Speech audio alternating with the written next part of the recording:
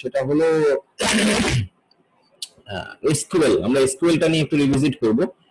SQL হচ্ছে the meaning of SQL, the full form of SQL is structured query language. তো আমরা সেই SQL নিয়ে একটু আলোচনা করব। এসকিউএল হচ্ছে রিলেশনাল ডেটাবেস ম্যানেজমেন্ট সিস্টেমের একটা ল্যাঙ্গুয়েজ, যেটা দিয়ে আমরা রিলেশনাল ডেটাবেস ম্যানেজমেন্ট সিস্টেমে কাজ করতে পারি। সো আমরা সেই এসকিউএল নিয়ে একটু রিভিজিট করব। দেখা যাক আমরা সেটা নিয়ে একটু এগোই। ওকে, so as you know that SQL, the full form of SQL is structured query language. It is basically a language to deal with the DBMS. DBMS, more specifically RDBMS. RDBMS মানে relational database management system. Relational database management সিস্টেমের সঙ্গে interact করার জন্য বা relational database management সিস্টেমে কাজ করার জন্য আমরা স্ট্রাকচার্ড কোয়েরি ল্যাঙ্গুয়েজ বা এসকিউএল এর সাহায্য নিয়ে থাকি। তো আমরা আজকে সেই জিনিসটা দেখব যে কি করে এসকিউএল নিয়ে আমরা কিভাবে এসকিউএল নিয়ে আমরা কাজ করতে পারি বা এসকিউএল জিনিসটা কি সেটা আমরা একটু বোঝার চেষ্টা করব। So as it is written over here, SQL is a database computer language designed for retrieval and management of data in a relational database. Relational database এর মধ্যে ডেটাকে রিট্রিভ করার জন্য অথবা ডেটাকে ম্যানেজ করার জন্য আমরা যে ল্যাঙ্গুয়েজটা ইউজ করে থাকি, that is SQL actually, and it's a standard RDBMS language. Okay, any RDBMS you will found SQL.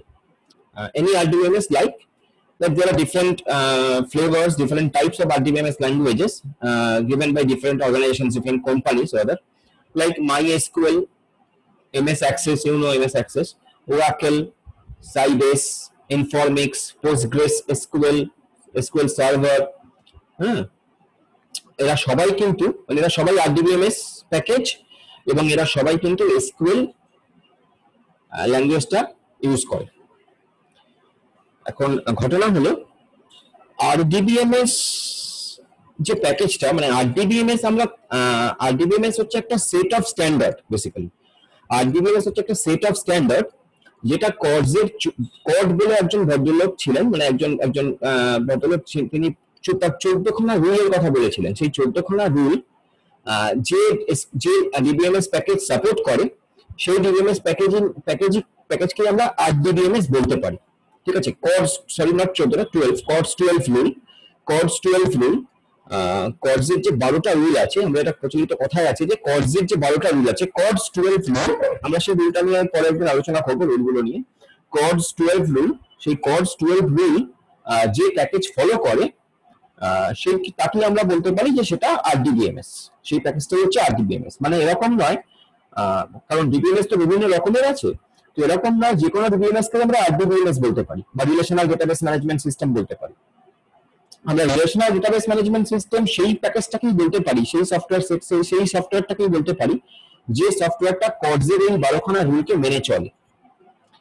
সেই 12খানা রুল নিয়ে আমরা পরে একদিন আলোচনা করব। আজকে আমরা আপাতত CORS এর 12 গুলো ঢুকবো না।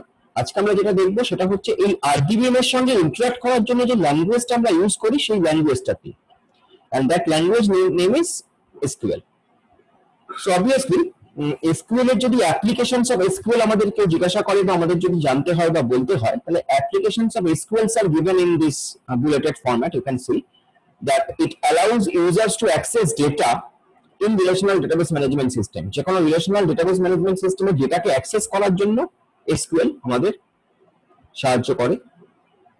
নেক্সট হচ্ছে it allows users to describe the data, মানে ডেটাকে ডেসক্রাইব করার জন্য SQL কাজে লাগে। তোদের মনে আছে কিনা জানি না, আগের দিন বোধহয় আমি দেখিয়েছিলাম, আজকে আবার দেখাবো পারলে। সেটা হচ্ছে DESC বলে একটা কমান্ড আছে SQL এ, DESC। সেই DESC কমান্ডটা দিলে SQL কি করে, তার যে ডেটাটা সেই ডেটা স্ট্রাকচারটাকে আমাদের ডিফাইন করে। সেই ডেটা স্ট্রাকচারটাকে আমাদের ডিফাইন করে। DESC কমান্ডটা দিলে সেই ডেটা স্ট্রাকচারটাকে আমাকে ডিফাইন করে। কিভাবে ডিফাইন করে আই উইল শো ইউ। সেই ডেটা স্ট্রাকচারটা আমাকে ডিফাইন করে।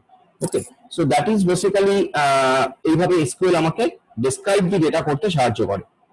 নেক্সট হচ্ছে ইট allows users to define the data in database and manipulate that data. আমরা SQL এর সাহায্য নিয়ে আমার ডেটাবেসের মধ্যে যে ডেটা স্টোর আছে সেই স্টোর ডেটাকে ম্যানিপুলেটও করতে পারি। ম্যানিপুলেট মানে এডিট করতে পারি, চেঞ্জ করতে পারি, এই জিনিসগুলোর কথা আমি বলছি আর কি। ম্যানিপুলেশন মানে I can edit that data, you can remove data, we can delete, we can do several things, we can update.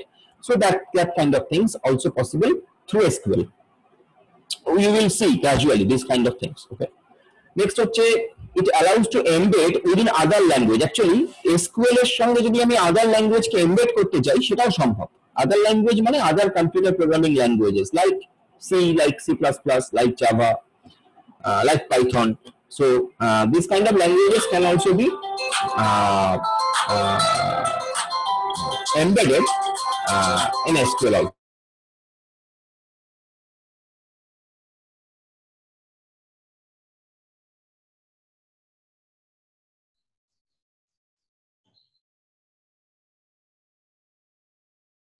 Sorry, others language like তোমার C, C++, Python, any language, with any language তুমি SQL কে embed করতে পারো, মানে SQL এর সঙ্গে সেই ল্যাঙ্গুয়েজটাকে একসঙ্গে তুমি কাজ করতে পারো। দুটো ল্যাঙ্গুয়েজ এমবেড মিন্স দুটো ল্যাঙ্গুয়েজ অ্যাকচুয়ালি একসঙ্গে কাজ করানো। এটার ব্যাপারটা হচ্ছে এরকম, মানে যে কোনো সফটওয়্যারের ক্ষেত্রে, যে কোনো ডেটাবেস রিলেটেড সফটওয়্যারের ক্ষেত্রে যেটা হয়, তোরা হয়তো এটা খেয়াল করিসনি, বাট আমি তোকে একটা এক্সাম্পল দিচ্ছি। ধর তুই কোনো ফর্ম ফিল আপ করছিস, কোনো ফর্ম ফিল আপ করছো, ধরো আমরা গুগলেই যখন ফর্ম ফিল আপ করি, গুগল ফর্ম আমরা ফিল আপ করে থাকি না বিভিন্ন সময়, এখনকার দিনে গুগল ফর্ম খুব পপুলার। সো গুগল ফর্ম আমরা ফিল আপ করি, সেই গুগল ফর্ম যখন আমরা ফিল আপ করছি, আমরা যেখানটা ফিল আপ করছি সেইটা আমরা সেটা হচ্ছে আমাদের ফ্রন্ট এন্ড, মানে সেখানে গিয়ে আমি আমার নামটা লিখছি, আমার রোল নাম্বারটা লিখছি, আমার যা যা ইনফরমেশন চেয়েছে সেগুলো লিখছি, সেটা হচ্ছে ফ্রন্ট এন্ড। অ্যাকচুয়ালি ওই ফ্রন্ট এন্ড থেকে ডেটাটা গিয়ে ব্যাক এন্ড, আমরা বলি ব্যাক এন্ডে যে কোনো ডেটাবেসে গিয়ে জমা হচ্ছে, সেটা যে কোনো ডেটাবেসে গিয়ে সেটা জমা হচ্ছে। বিটস টেকনিক্যাল, যে কোনো ডেটাবেসে গিয়ে ডেটাটা জমা হচ্ছে। এই যে ঘটনাটা অ্যাকচুয়ালি ঘটছে, এটা অ্যাকচুয়ালি কি হচ্ছে, অ্যাকচুয়ালি ফ্রন্ট এন্ডের সঙ্গে ব্যাক এন্ডের একটা কানেকশন করা হয়েছে, যে ফ্রন্ট এন্ড থেকে যে ডেটাটা দেওয়া হবে সেটা ব্যাক এন্ডে গিয়ে স্টোর হবে সামহাউ। ঠিক আছে, তো এটা করার জন্য আমার দুই ধরনের জিনিস দরকার। এক হচ্ছে আমার ফ্রন্ট এন্ডে কোনো একটা ল্যাঙ্গুয়েজ, যেমন C++, জাভা বা এরকম ধরনের কোনো ল্যাঙ্গুয়েজ, যেটা থেকে আমি যা থ্রু দিয়ে আমি ফর্ম ক্রিয়েট করে ফর্ম থেকে ডেটা ইনসার্ট করবো, কিন্তু সেই ডেটাটা অ্যাকচুয়ালি গিয়ে স্টোর হবে ডেটাবেসে। সো এইটার জন্য আমার দুটো জিনিস করার দরকার। একটা হচ্ছে মানে আমার যে ফ্রন্ট এন্ড সফটওয়্যার, তার সঙ্গে ব্যাক এন্ড যে সফটওয়্যার, মানে ব্যাক এন্ড যে ডেটাবেস, তার কানেকশন এস্টাবলিশ করা, এইটার দরকার হয়। তো সেই জিনিসটাকেই বলা হয়েছে যে SQL দিয়ে আমরা সেই কাজটা করতে পারি। ওকে, যে কোনো ফ্রন্ট এন্ডের সঙ্গে আমরা কানেকশনটা করতে পারি, এটাকে এমবেড বলা হয়েছে, embed in some other language এই বলা হয়েছে। ঠিক আছে, next is it allows user to create and drop database and tables, মানে অ্যাকচুয়ালি আমরা ডেটাবেস তৈরি করতে পারি বা টেবিল তৈরি করতে পারি। You know that in relational database management system everything is developed via table, everything is in the form of table relation. Okay, so আমরা SQL দিয়ে সেগুলো করতে পারি। নেক্সট হচ্ছে আমরা SQL দিয়ে ভিউ ক্রিয়েট করতে পারি, স্টোর প্রসিডিউর ক্রিয়েট করতে পারি। This is some new terms to you obviously. Function create করতে পারি। সো বেসিক্যালি ভিউ ক্রিয়েট করা মানে হচ্ছে, ভিউ হচ্ছে একটা সিকিউরিটি পারপাসে আমরা ভিউ ক্রিয়েট করি। ভিউ মিন্স হচ্ছে, সাপোজ তুমি একটা অর্গানাইজেশনে কাজ করো, তুমি একটা অর্গানাইজেশনের employee, suppose you are in Tata or you are in Reliance, whatever.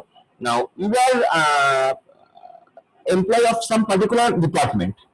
Okay, so suppose তুমি মার্কেটিং এ আছো বা তুমি ফিনান্সে আছো। তো যদি তুমি মার্কেটিং এ থাকো বা যদি তুমি ফিনান্সে থাকো, বা তুমি মার্কেটিং এ আছো, তোমার বন্ধু ফিনান্সে আছে, তাহলে ফর দ্য সিকিউরিটি পারপাস তোমার যে ডেটাবেস অ্যাডমিনিস্ট্রেটর সে যেটা করবে, সে যেটা করতে পারে সেটা হচ্ছে এই, যে অনলি মার্কেটিং রিলেটেড ডেটাটাই তুমি অ্যাক্সেস করতে পারবে। অর্গানাইজেশনের যে মার্কেটিং রিলেটেড ডেটা বা যে ডেটাটা তোমার অ্যাক্সেসেবল, যে ডেটাটা তোমার অথরাইজড, সেই ডেটা পোর্শনটাই তুমি অ্যাক্সেস করতে পারবে, আদার পোর্শন গুলো তুমি অ্যাক্সেস করতে পারবে না। ইন দ্য সেম ওয়ে তোমার যে বন্ধুটি ফাইন্যান্স সেকশনে আছে, সেই ফাইন্যান্স সেকশনে থাকার জন্য সে শুধুমাত্র ফাইন্যান্স রিলেটেড ডেটাটাই অ্যাক্সেস করতে পারবে, সে মার্কেটিং বা HR রিলেটেড ডেটা অ্যাক্সেস করতে পারবে না। তো এইভাবে আমরা এক একটা লোকের জন্য, এক একটা ইউজারের জন্য একটা ভিউ ক্রিয়েট করতে পারি। ডেটাবেসটা সেম, টোটাল ডেটাবেসটা একটাই ডেটাবেস, আলাদা আলাদা করা হচ্ছে না, কিন্তু সেই ডেটাবেসের উপরে আমরা একটা অ্যাক্সেস অথরাইজেশন দিচ্ছি, যে user A part 1 of the database access করতে পারবে, user B part 2 of the database access করতে পারবে, user 3 part 3 of the database access করতে পারবে। যেখানে পার্ট 1, পার্ট 2, পার্ট 3 কিন্তু অ্যাকচুয়ালি একটাই ডেটাবেস, মানে তাদেরকে ইউনিয়ন করলে কিন্তু একটাই ডেটাবেস পাওয়া যাবে। So that is basically view. এটা করা হয় generally security purpose এর জন্য। When we want to enforce security in our database, we do this kind of thing. Okay, so view create করা যায়, SQL এ view create করা যায়। এসকিউএল কিছু স্টোরড প্রসিডিউর লেখা যায়। স্টোরড প্রসিডিউর মানে হচ্ছে যারা একটু প্রোগ্রামিং ল্যাঙ্গুয়েজ করেছে তাদের একটু ধারণা থাকবে। ফাংশনস, প্রোগ্রামিং ল্যাঙ্গুয়েজ আমরা বিভিন্ন ফাংশনস লিখি। ফাংশনস মানে একটা পার্টিকুলার কাজ ওই কোডটা দিয়ে করা হচ্ছে, তো এসকিউএল এর ক্ষেত্রে সেরকম ফাংশন লেখা যায়, সেরকম প্রসিডিউর লেখা যায়, ঠিক আছে। এইগুলো হচ্ছে তোমার একটা টেকনিক্যাল একটা aspects of this SQL. SQL তে আমরা এই সমস্তগুলো করতে পারি। মোদ্দা গল্প হচ্ছে আমরা প্রোগ্রামিং ল্যাঙ্গুয়েজ দিয়ে যা যা করতে পারি, এসকিউএল দিয়েও আমরা ডেটাবেসের উপরে মোটামুটি সেরকম জিনিসগুলো করতে পারি। ওকে, নেক্সট হচ্ছে it allows users to set permissions on tables, procedures and views। এই যে বললাম, ওই যেটা বললাম ভিউ দিয়ে আমরা যেটা করি অ্যাক্সেস অথরাইজেশন, হ্যাঁ, অন্য আদার টেবিলের উপরে আমরা এরকম অ্যাক্সেস অথরাইজেশন করতে পারি। আমি বলতেই পারি যে শিল্পা টেবিল 1 অ্যাক্সেস করতে পারবে, আরশাদ টেবিল 2 অ্যাক্সেস করতে পারবে। শিল্পা টেবিল 2 অ্যাক্সেস করতে পারবে না, আরশাদ টেবিল 1 অ্যাক্সেস করতে পারবে না। তো এই জিনিসটা করা যায়। সো এই all this things can be possible in SQL. So applications of SQL, if question comes like that, what are the applications of SQL? You can write these things. Okay, so these are the applications of SQL. Okay, so gradually আমরা যখন move করব আমরা জিনিসগুলো একটু বুঝতে পারবো আস্তে আস্তে। তো আমরা এবার যে জিনিসটা নিয়ে আলোচনা করব মেইনলি সেটা হলো যে SQL এ আমরা কি SQL এর আন্ডারে আমরা যা যা করতে পারি, মানে SQL এর যা যা অপারেশনস আমরা পারফর্ম করতে পারি, সেই অপারেশনস গুলোর রেসপেক্টে টোটাল SQL যে ল্যাঙ্গুয়েজটা, সেই ল্যাঙ্গুয়েজটাকে আমরা চারটে ভাগে ভাঙতে পারি। টোটাল SQL যে ল্যাঙ্গুয়েজটা, সেই ল্যাঙ্গুয়েজটাকে আমরা চারটে ভাগে ভাঙতে পারি based on the permissible operations by SQL। Based on the permissible operations by SQL আমরা এই SQL ল্যাঙ্গুয়েজটাকে চারটে ভাগে ভাঙতে পারি। Number 1 is known as the data definition language. Now, via the data definition language, we can define, we can create a table. Basically, we can create a table, we can define a table, we can define a relation. So that is data definition language. আসবো আমরা এক্সাম্পলে। Next হচ্ছে DQL. DQL means data query language. It's basically data query language by which we can search data, by which we can search data. That is data query language. We can search data from where? From the database. So that is data query language. Next is data manipulation language or DML. Now, via data manipulation language, we can alter the data. Basically, we can change the data. So that is data manipulation language. We should not say alter. We should say change. Okay, because alteration is coming under data definition language again, right? Alteration means we are altering the structure of the relation. Manipulation মানে হচ্ছে তুমি ডেটাটাকে change করছো, data structure, টেবিলের স্ট্রাকচারটাকে change করছো না। Suppose আমরা example দিই, suppose এরকম একটা টেবিল আছে এমপ্লয়ি বলে, সেই এমপ্লয়ি টেবিলের মধ্যে এমপ্লয়ি নাম্বার আছে, এমপ্লয়ি নেম আছে, এমপ্লয়ি অ্যাড্রেস আছে, এমপ্লয়ি ফোন নাম্বার আছে। এটা হচ্ছে টেবিলের স্ট্রাকচারটা। একটা টেবিল, তার মধ্যে এমপ্লয়ি নাম্বার, নাম স্টোর করার জায়গা আছে, নাম্বার স্টোর করার জায়গা আছে, ফোন নাম্বার স্টোর করার জায়গা আছে, আর কি বললাম অ্যাড্রেস স্টোর করার জায়গা আছে, সামহাউ লাইক দ্যাট। এর সঙ্গে আমি বললাম অল্টারেশন তখনই বলবো, এর সঙ্গে আমি বললাম যে ঠিক আছে এর সঙ্গে তুমি এমপ্লয়ি ইমেল অ্যাড্রেসটাকে ইনক্লুড করো। সো এটা হচ্ছে টেবিলের অল্টারেশন, টেবিল স্ট্রাকচারটার অল্টারেশন। সেটাও ডেটা ডেফিনেশন ল্যাঙ্গুয়েজের মধ্যে পড়ছে যে টেবিলটার মধ্যে কি কি ফিল্ড আছে। বাট ডেটা ম্যানিপুলেশন কখন হচ্ছে? ডেটা ম্যানিপুলেশন হচ্ছে কারণ হয়তো ইমেল আইডিটা যা ছিল চেঞ্জ হয়েছে, তাহলে ইমেল আইডিটা চেঞ্জ করতে হবে। ওই যে তোরা এসে মাঝে মাঝে বলিস যে আমার ইমেল আইডি চেঞ্জ হয়েছে, প্লেসমেন্ট ফর্ম ফিল আপ করার পর এরকম হবে, কেউ কেউ এসে বলবে স্যার আমার ইমেল আইডি চেঞ্জ করতে হবে, আমার ইমেল আইডি চেঞ্জ হয়ে গেছে। তো তখন যেটা করা হবে সেটা হচ্ছে ডেটা ম্যানিপুলেশন। অ্যাকচুয়ালি সেখানে ইমেল আইডিটাকে চেঞ্জ করা হবে, বা তোর ফোন নাম্বারটা চেঞ্জ করা হবে, বা মেডিকেল অ্যাড্রেস চেঞ্জ করা হলো। So that is data manipulation language. Okay, so যার দ্বারা এগুলো করা হবে, যে কমান্ডগুলোর দ্বারা এগুলো করা হবে সেটা হচ্ছে ডেটা ম্যানিপুলেশন ল্যাঙ্গুয়েজ। আরেকটা হচ্ছে DCL, that is data control language. Data control language দিয়ে অ্যাকচুয়ালি আমরা যেটা করি সেটা হচ্ছে DBMS এর বিভিন্ন কন্ট্রোল অ্যাক্সেসকে আমরা কন্ট্রোলকে আমরা ইয়ে করি, রেক্টিফাই করি আর সামথিং লাইক সাপোজ আমি বলছি যে টেবিল এক্স, ওই টেবিল এক্সটা অনলি একজনই অ্যাক্সেস করতে পারবে, একজন স্পেসিফিক লোক অ্যাক্সেস করতে পারবে। টেবিল ওয়াই আরেকজন স্পেসিফিক লোক অ্যাক্সেস করতে পারবে। তাহলে কে কোন টেবিলটা অ্যাক্সেস করতে পারবে, that will be defined by various commands under data control language. So hopefully you have got the differences actually. Data definition language means we are creating the data. That means we are creating the table, we are defining the table. Data query language means we can search data from the table, from the relation. Data manipulation language means we can change the data values actually. Okay. And data control language means we can control the database access, that kind of thing. Okay. So these are the basic database with SQL language. These are the basic or part of the different SQL languages. SQL language is a different part. DDL, DQL, DML, DCL. Okay. All the commands will come under this whole four parts. These four parts. So যারা SQL এর যারা command নিয়ে আমি আলোচনা করব আজকে এবং ভবিষ্যতে, তারা সবাই কেউ either DDL অথবা DQL অথবা DML অথবা DCL. Okay. So this is a picture of various SQL commands. যে কমান্ড গুলোর কথা বলছিলাম, দেখো ওই যে কমান্ড গুলোর কথা বলছিলাম তারা এই চারটে ভাগে ভাগ করা হয়েছে. This is just a glimpse. Data definition language এর আন্ডারে যে কমান্ড গুলো আছে, just mug it up. Create, alter, আমরা এগুলো নিয়ে কাজ করব. Create, alter, drop, rename, truncate and comment.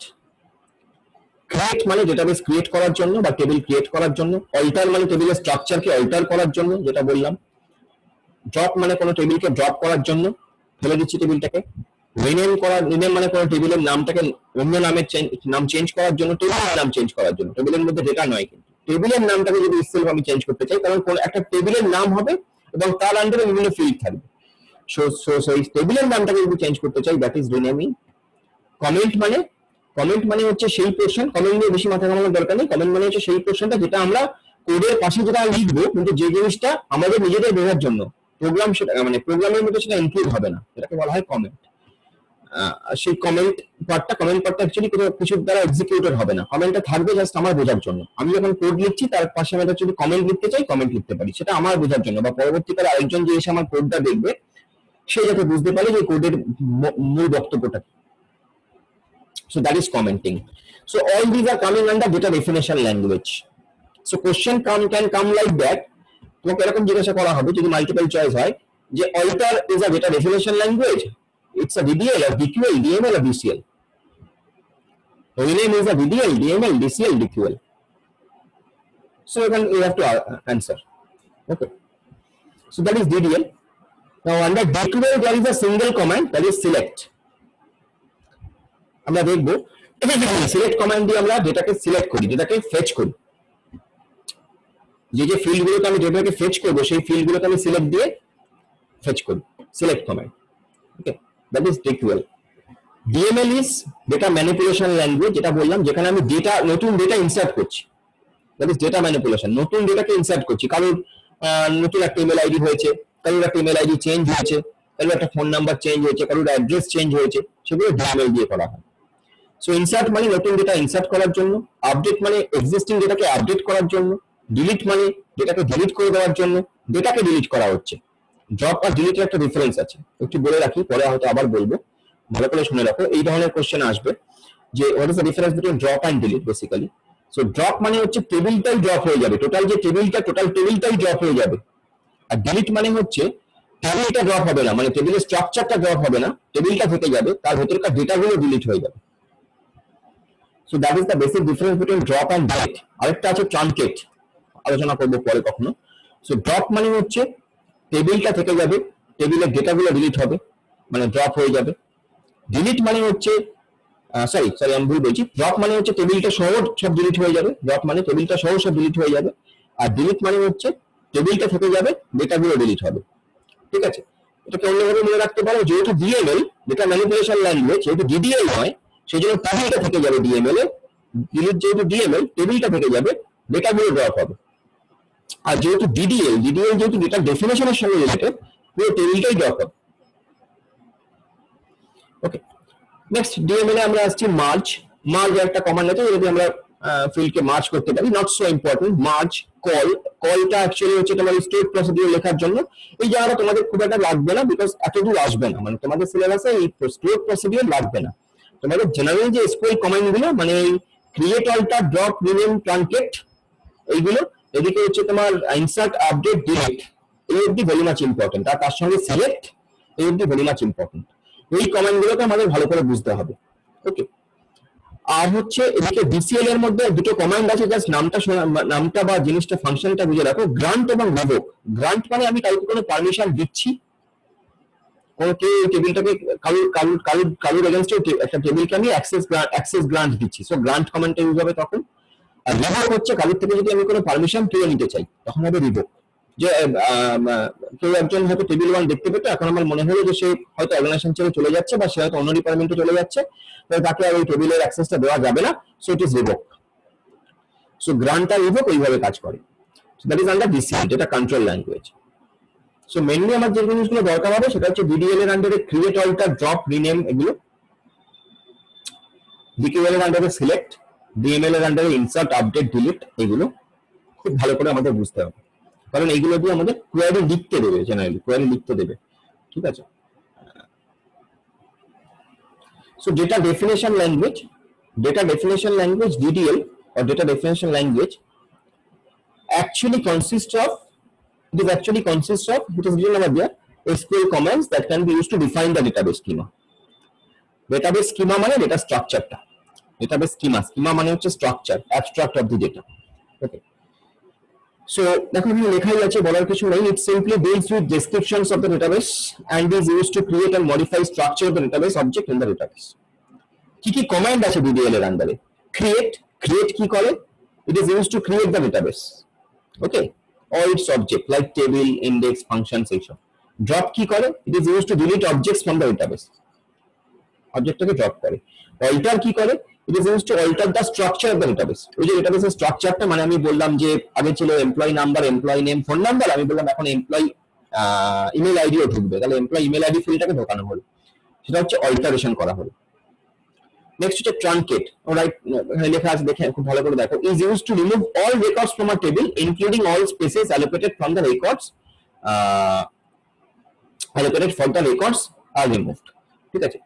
It used to remove all records from a table, সমস্ত record from the table delete করে, include all spaces allocated for the records are removed, যা space যা ছিল সমস্ত কিছু ওই স্পেসটাকে remove করে দেয়। কথাটার মানে হচ্ছে একটা টেবিল তার ডেটা সহ যখন কম্পিউটারের মধ্যে স্টোর হচ্ছে, সে একটা জায়গা নিচ্ছে, তো সেটা একটা জায়গা নিচ্ছে, তার 1 MB 2 MB 4 MB একটা জায়গা নিচ্ছে।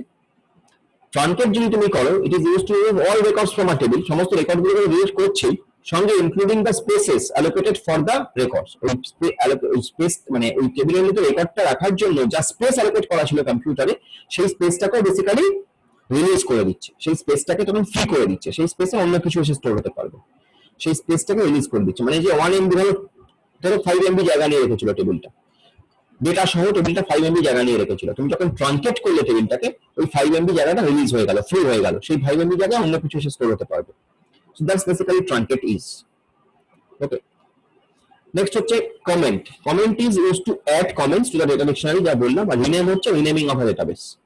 তাহলে এখানে যে দুটো জিনিস মেইনলি আমাকে দেখতে হবে, সেটা হচ্ছে ফার্স্ট অফ অল খুব ইম্পর্টেন্ট হচ্ছে ক্রিয়েট কমেন্টটা ভীষণ ইম্পর্টেন্ট। ফার্স্টে আমরা ক্রিয়েট কমেন্ট নিয়ে আজকে কাজ শুরু করব। ক্রিয়েট কমেন্টটা খুব ইম্পর্টেন্ট। আর যে দুটো জিনিসের মধ্যে রেফারেন্স বুঝতে হবে সেটা হচ্ছে ড্রপ আর ট্রানকেট। ড্রপ মানে হচ্ছে যে আমরা টেবিলটাকে ডিলিট করে দিচ্ছি, স্পেসটা কিন্তু থেকে যাচ্ছে। ট্রানকেট মানে টেবিলটাকে ডিলিট হচ্ছে, সঙ্গে স্পেসটাও রিলিজ হচ্ছে। So that is truncate. So very common question is the difference between drop, delete and truncate. খুব common question আসে, the difference between drop, delete and truncate. এখন আমি জানি না তোমাদের লেভেলে কতটা ডিটেইলসে ঢুকবে, বাট এই কোশ্চেনগুলো খুব কমন, মানে এগুলো জেনে রাখা ভালো আর কি। আর যে কোনো সময় জিজ্ঞাসা করতে পারে, ডেটাবেস থেকে এরকম ধরনের কোশ্চেন আসতেই পারে, যেহেতু এবং তোমাদের স্পেসিফিক্যালি বলা আছে এসকিউএলটা, যার জন্য আমি এসকিউএল এর উপর এতটা স্ট্রেস দিচ্ছি। তো তোমাদের এখন স্পেসিফিক্যালি জিজ্ঞাসা করতেই পারে যে ড্রপ, ডিলিট এবং truncate, what are the difference. So drop মানে হচ্ছে টেবিল এবং তার ডেটা সহ টেবিলটাকে ডিলিট করে দেবে, বাট স্পেসটা রিজার্ভ থাকবে। ওই টেবিলটা স্টোর হওয়ার জন্য যে স্পেসটা, সেটার ব্যাপারে কিন্তু কিছু বলা হলো না। ট্রানকেট মানে কি? ট্রানকেট মানে সমস্ত কিছুকে ডিলিট করবে, স্পেসটাকে ফ্রি করবে। আর ডিলিট মানে কি? ডিলিট মানে টেবিলটা স্ট্রাকচারটা থাকবে, টেবিলের স্ট্রাকচারটা থেকে যাবে, ভেতরকার ডেটাগুলো ডিলিট হবে। Okay, so this are the difference between drop, delete and truncate. এর মধ্যে ড্রপ এবং truncate is coming under DDL, যেটা definition language. Delete is coming under DML, data manipulation language. Okay. So these are the DDL languages. Next হচ্ছে DQL. DQL language মানে data query language, as I told you, যে data query language.